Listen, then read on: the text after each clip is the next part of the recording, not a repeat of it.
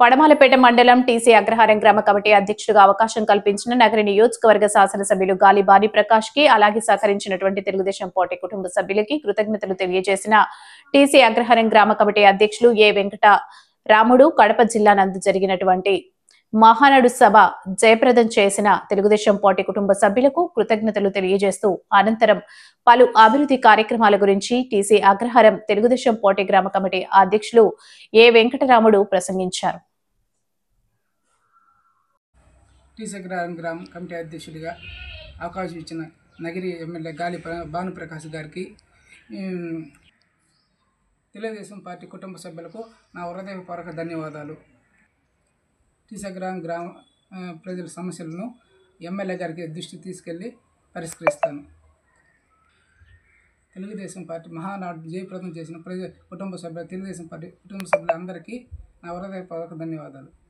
12వ తారీఖున తల్లికి వందనం అమలు చేస్తున్నారు. చంద్రబాబు నాయుడికి కృతజ్ఞతలు.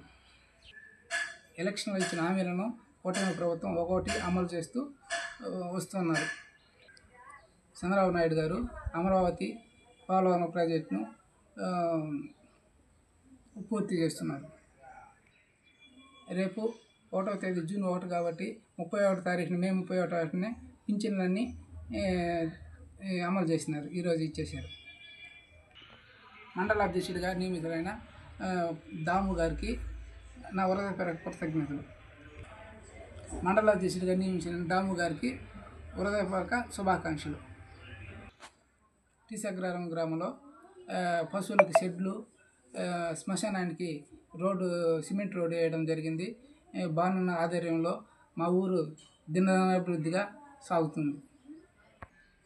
జై తెలుగుదేశం, జై చంద్రబాబు నాయుడు, జై లోకేష్ గారు, జై భానుప్రకాష్ గారికి జై జై.